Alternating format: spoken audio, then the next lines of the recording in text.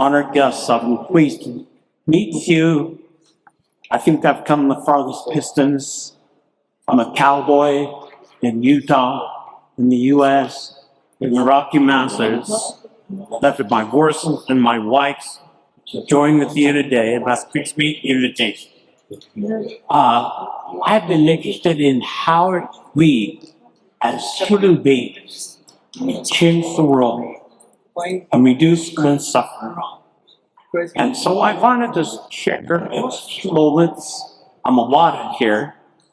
Some insights for building a more sustainable economy, practicing social entrepreneurship, which is a relatively new strategy for empowering poor, rolling out programs of microcredit in 82 countries where I work, and developing worker ownership in the U.S.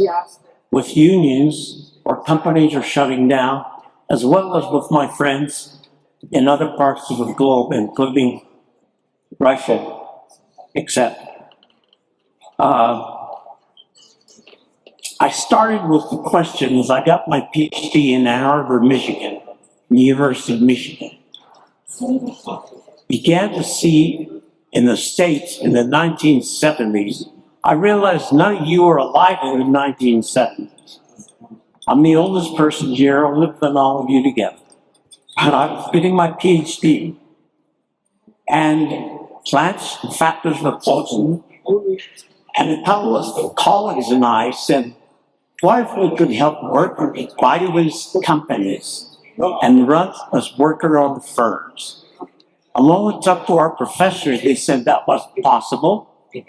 But we began to work on it. And what those of you were testifying in Congress, and people like Ronald Reagan on the right and Kennedy on the left, came to support new legislation that would give financial viability to worker-owned firms, save jobs, retain the tax base, keep the communities functioning, because so many towns shut down.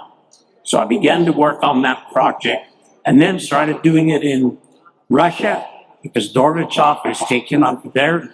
That company was a country was opening up as well as many others. We created what are called ESOPs, ESOPs. Today, 15 million American workers have jobs in companies they own.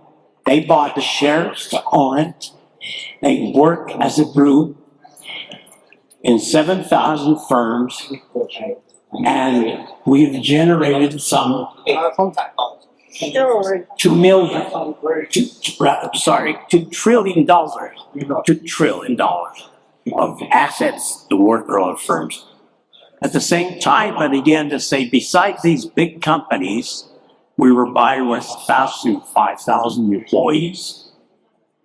I saw there was a need in smaller communities, so we began to foster legislation to enhance worker-owned cooperatives.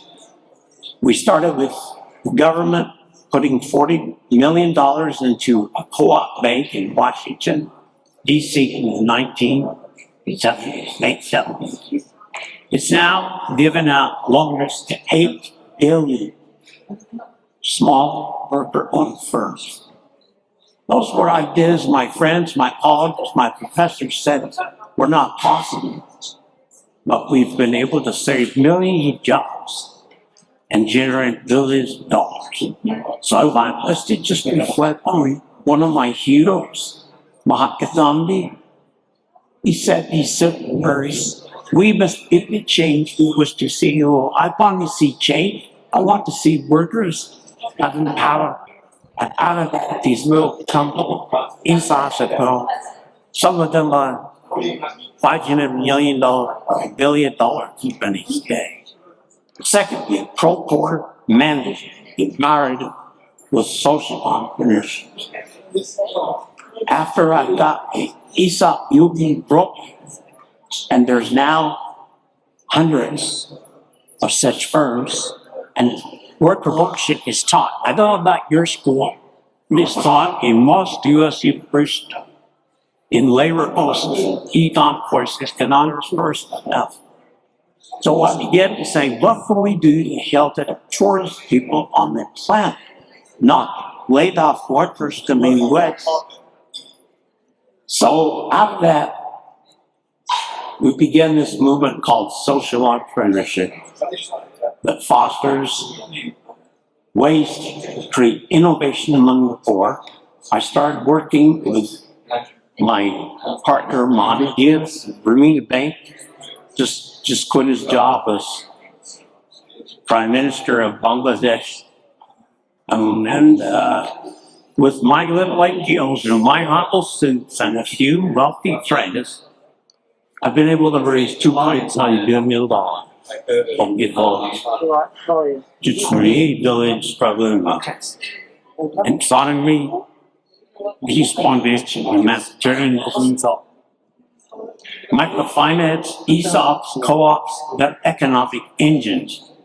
We can all do, if nothing else, but be humanitarian. But so we've been working throughout the globe to read this crisis and have new innovative ways to prepare us to confront and gain a better future, make it a quest in life to fulfill your informal calling. I'm blessed. Thank you very much.